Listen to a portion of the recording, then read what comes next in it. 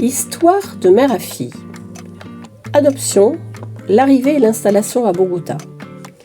Dans l'épisode 5, je vous expliquais le parcours du combattant pour arriver à une adoption.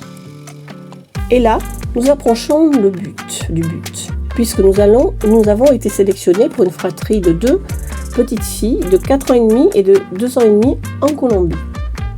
Donc, nous embarquons pour un vol de 15 heures en direction de Bogota, avec une escale à Amsterdam et une arrivée prévue le samedi 3 avril 1999 vers 14h15. Nous partons alors avec les bagages supplémentaires non prévus, dits humanitaires, que l'association L'Œuvre des Tout-Petits voulait faire parvenir en Colombie. Nous avons eu du mal à justifier ces bagages à la douane car ils étaient bourrés de médicaments qui manquaient aux orphelinats. Les douaniers devaient penser en voyant les détecteurs que nous voulions passer de la drogue. Bon, nous avons été convaincants car nous n'avons pas été emprisonnés. Je pense qu'aujourd'hui, si vous n'avez pas de papier officiel tamponné et signé par notre président, cela ne marcherait pas. Donc nous arrivons à l'aéroport de Bogota dans l'après-midi, bien sûr assez fatigués. C'est Lucia qui nous attend avec une pancarte. C'est une dame, la cinquantaine, élégante de type espagnol, qui était la correspondante administrative de l'association.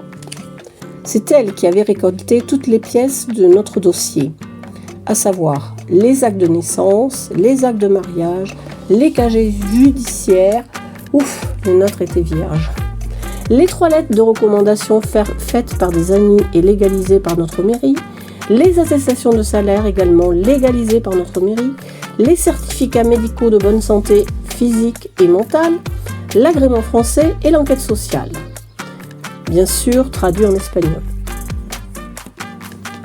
Lucia nous avait prévenu par fax, à l'époque c'est ce qui fonctionnait le mieux en international, que nous irions à une pension nommée l'Auberge de Bogota, francophone et spécialisée dans l'accueil des adoptants. Que le temps était pluvieux avec des températures allant de 12 à 19 degrés. Oui, la capitale de Colombie se trouve à 2600 mètres d'altitude environ. Donc elle nous réceptionne et nous amène à l'auberge.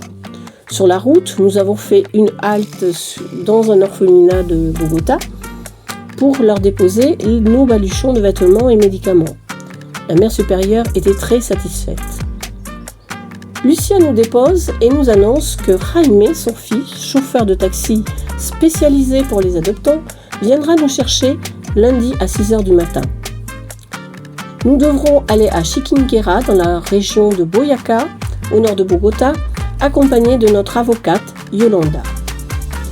Nous devrons loger au moins 4 jours à Chiquinquirá avant de pouvoir revenir à Bogota. C'est le temps prévu par les autorités pour le processus d'intégration comme ils disent. Nous voilà installés dans la pension, l'ambiance est bonne enfant et accueillante. Les gérants sont franco-suisses et le personnel chaleureux, ne parlant que l'espagnol. Heureusement, je parle espagnol. Toutes les chambres étaient ouvertes en journée. Il n'y avait que quelques couples comme nous qui allions être dispatchés dans toute la Colombie pour aller chercher les enfants. Il y avait également un couple qui venait d'adopter son enfant et qui était en transit à Bogota pour partir prendre leur avion. Le lendemain, domingo, donc jour de repos, nous décidons de partir à l'aventure à pied avec d'autres adoptants pour visiter le centre de Bogota. Il y avait des militaires postés à chaque coin de rue. Le quartier de l'auberge était même entouré de grillages et tous les jardins sont grillagés. C'était la période historique de la lutte contre les narcotrafiquants. Même si elle s'est estompée après l'exécution de Pablo Escobar, le chef du cartel de Medellín, en 1993, les risques de guérilla étaient toujours d'actualité. En ce qui nous concerne, c'était plutôt rassurant de voir ces jeunes militaires âgés d'à peine 18 ans déambuler dans les rues. Et surtout lorsque nous avions besoin de retirer des espèces de monnaie locale, le peso. Mais c'est le dollar qui s'utilise principalement.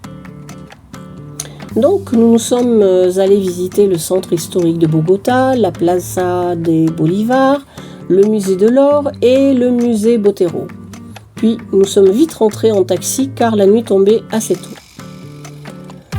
Nous voulions être en forme pour le lendemain car nous avions 4 heures de route à parcourir pour aller à Chiquinquirá et nous avions rendez-vous avec la directrice de l'ICBF. Rappelez-vous, c'est la DAS française. Le soir, nous trépignions dans notre chambre à l'auberge car le lendemain commençait la vraie aventure. Demain est un autre jour et dans le prochain épisode, je vous raconterai la première rencontre avec les fillettes. Si cette histoire vous a plu, merci de liker et de vous abonner à ma chaîne ou de laisser un commentaire si vous avez vécu une histoire similaire. Je m'appelle Nicole et je vous partage cette histoire car j'ai le projet de créer l'atelier de mes filles qui va être consacré à aider les femmes grâce à l'aromathérapie et les cosmétiques naturels. Je vous dis donc à bientôt pour la suite.